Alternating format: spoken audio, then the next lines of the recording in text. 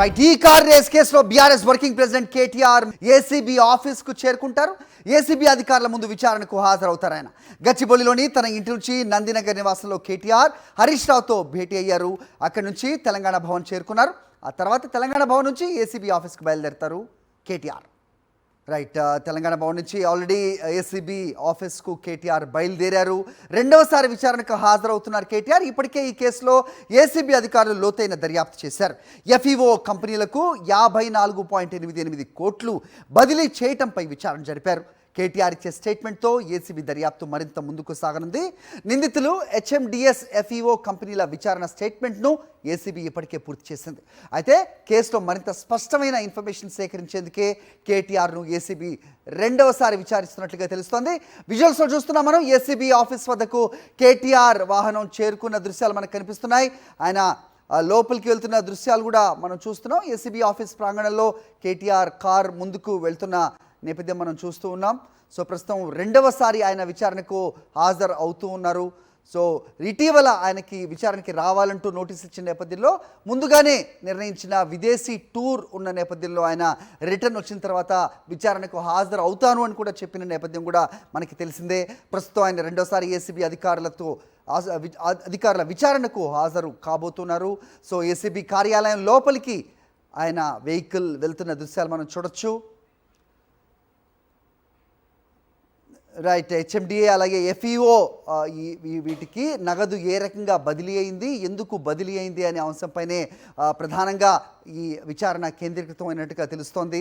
అయితే ఆ రెండు వింగ్స్ విచారణ తర్వాత వాళ్ళు ఏ ఇన్ఫర్మేషన్ చెప్పారు, ప్రస్తుతం కేటీఆర్ చెప్పబోయే ఇన్ఫర్మేషన్, ఈ రెండు సరిపోల్చుకుని ఈ విచారణను మరింత లోతుగా చేసేందుకు ఏసీబీ సిద్ధమైనట్టుగా ప్రస్తుతం తెలుస్తోంది. మా కరెస్పాండెంట్ సాయి కిరణ్ అక్కడే ఉన్నారు, మాట్లాడదాం. సాయి కిరణ్, చెప్పండి, ఎలాంటి డ్రమాటిక్ ఇవి లేవు. సో లాస్ట్ టైం మనం చూసినట్టుగానే సో చాలా సైలెంట్గా కేటీఆర్ వాహనం లోపలికి వెళ్ళిపోవడం చూసాం మనం. సో ఎప్పటి వరకు విచారణ సాగనుంది, ఏంటి మీ దగ్గర ఇన్పుట్స్? సరే, అంటే ఎలాంటి డ్రామాటిక్ లేదు మీరు అన్నట్టుగానే. ఎందుకంటే మొదటిసారి విచారణకు వచ్చినప్పుడు పెద్ద డ్రామా జరిగింది. ఎందుకంటే అప్పుడు కేటీఆర్ మొదటిసారి విచారణకు వచ్చారు ఏసీబీ ముందు. సో అప్పుడు ఆయన అడ్వకేట్స్ను అలో చేయాలి అనేటువంటిది కోరారు. ఎందుకంటే ఆయన పౌరుడు ప్రాథమిక హక్కుగా తన అడ్వకేట్స్ను అనుమతించాలి, లేదంటే ఏసీబీ అధికారులు తను చెప్పంది కూడా వాళ్ళు నోట్ చేసుకొని తనని అక్రమంగా అరెస్ట్ చేశారు అనేటువంటి ఉద్దేశంతో ఆయన అప్పుడు అడ్వకేట్ను అలో చేయాలన్నారు. కానీ వాళ్ళు అలో చేయలేదు. ఆయన వెనుదిరిగి వెళ్ళిపోయారు. కేవలం ఎవరైతే దర్యాప్తు అధికారికి అతనికి సంబంధించినటువంటి ఒక కాపీని ఇచ్చేసి, కానీ ఆ తర్వాత హైకోర్టుకు వెళ్ళారు. హైకోర్టులో క్వాష్ చేశారు, కానీ నిలబడలేదు.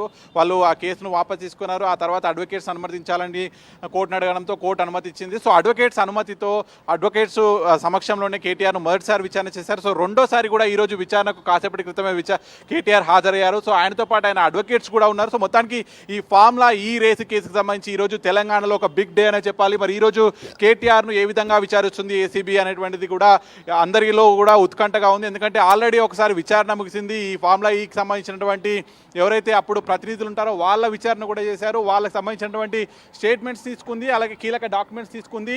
రాష్ట్రానికి వారిని ఎవరు ఆహ్వానించారు, ఏ ప్రాతిపదికగా అప్పుడు వాళ్ళ మధ్య ఒప్పందాలు జరిగాయి. సో ఇవన్నీ కూడా విచారణ పూర్తి జరిగింది. సో అప్పుడు ఎంఏయుడికి ప్రిన్సిపల్ సెక్రటరీగా ఉన్నటువంటి అరవింద్ కుమార్ సీనియర్ ఐఏఎస్ ఆయన విచారణ కూడా చేశారు. అప్పుడు హెచ్ఎండిఏలో చీఫ్ ఇంజనీర్గా ఉన్నటువంటి బిఎల్ఎన్ రెడ్డి ఆయన రిటైర్డ్ అయ్యారు. సో ఆయన విచారణ కూడా జరిగింది, కేటీఆర్ విచారణ జరిగింది. సో ఇట్లా అందరు విచారణ జరిగాయి. అప్పుడు ఫార్ములా ఈకి సంబంధించి మొదటిసారి ట్రైపార్టీ అగ్రిమెంట్ చేసుకున్నటువంటి ఏదైతే ఒక ప్రైవేట్ సంస్థ ఉంటుందో, అంటే స్పాన్సర్షిప్ చేస్తాం ఈ మొత్తం ఈవెంట్కి సంబంధించి 4 సీజన్లు జరుగుతాయి. సో ఈ 4 సీజన్లకు స్పాన్సర్ చేస్తామని చెప్పినటువంటి జెన్కో సంస్థను కూడా వారి సీఈఓను కూడా విచారించారు. సో మొత్తం అన్ని విచారణలు జరిగాయి. మరి అన్ని విచారణలు జరిగిన తర్వాత మళ్ళీ ఈరోజు రెండోసారి కూడా ఏసీబీ కేటీఆర్ను విచారించాలని చెప్పి చూస్తుంది. మరి ఈరోజు ఏం జరగబోతోంది? మొత్తం అన్ని విచారణలు జరిగిన తర్వాత కూడా మరొకసారి కేటీఆర్ను ఎందుకు పిలిచారు? సో మరి వీరందరి విచారణ తర్వాత మరి వారి విచారణ స్టేట్మెంట్స్ అన్నింటినీ కూడా కేటీఆర్ ముందుంచి మరి ఈ అగ్రిమెంట్స్ కావచ్చు ఇవన్నీ ఏ విధంగా చేసుకున్నారు, అలాగే ఫార్ములా ఈ సంస్థకు సంబంధించి డబ్బులు మీరు ఏ విధంగా పంపారు అనేటువంటిది కూడా కేటీఆర్ను ప్రశ్నించనున్నారు. ఎందుకంటే ఇప్పటికే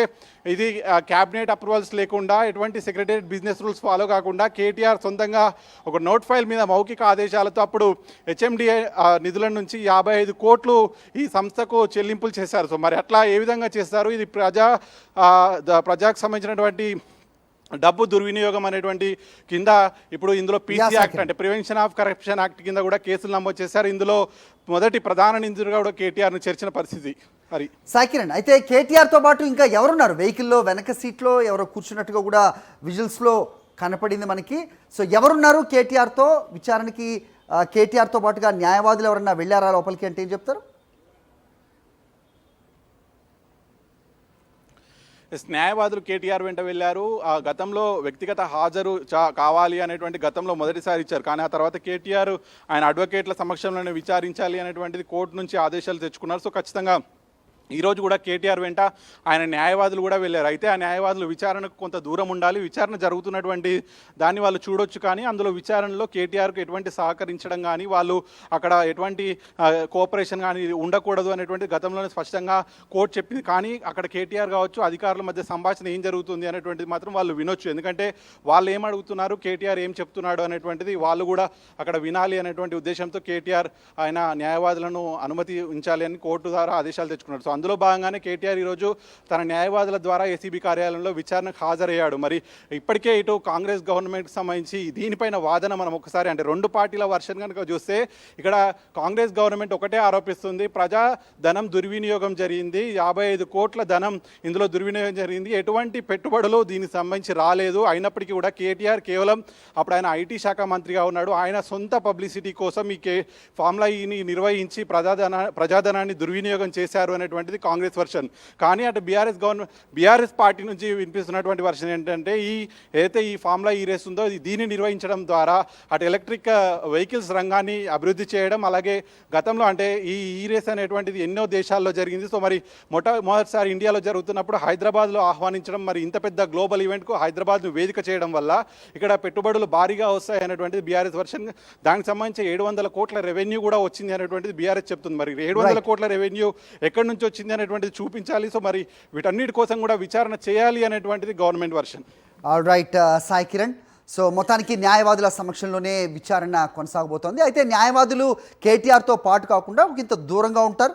అయితే ఏసీబీ అధికారులు ఎలాంటి ప్రశ్నలు సంధిస్తున్నారు, కేటీఆర్ ఎలాంటి సమాధానాలు చెబుతారు అనేది మాత్రం వాళ్ళకి వినపడేంత దూరంలోనే వాళ్ళు ఉంటారు అన్నట్టుగా అయితే తెలుస్తోంది. అయితే ఇక ఈ కార్ రేస్ విషయంలో 55 కోట్లు దారి మళ్ళాయా, లేదంటే ఇది ప్రజాధనం ఇది వృధా అయిందనేది కాంగ్రెస్ చెబుతున్నట్టుగా ఏదైనా ఆధారాలు ఉన్నాయా, లేదంటే 700 కోట్లు దీని ద్వారా ఇన్వెస్ట్మెంట్స్ రాష్ట్రానికి వచ్చాయి అని బీఆర్ఎస్ నాయకులు చెబుతున్న నేపథ్యంలో మరి దాని తాలూకు ఏమన్నా ఎవిడెన్స్ ముందు ఉంచితే కనుక ఇది ఏ రకంగా ప్రభుత్వం దీన్ని చూస్తుంది అనేది కూడా ప్రస్తుతం ఆసక్తికరంగా ఉన్న పరిస్థితి మనం చూస్తూ ఉన్నాం. అయితే విచారణకు హాజరు కాకముందు తెలంగాణ భవన్ వద్ద కేటీఆర్ తమ పార్టీ కార్యకర్తలను నేతలను ఉద్దేశించి మాట్లాడారు. అలాగే మీడియా ద్వారా ప్రజలకి ఓ సందేశం ఇచ్చే ప్రయత్నం చేశారు. ఆయన ఏం మాట్లాడారో ఒకసారి విందాం.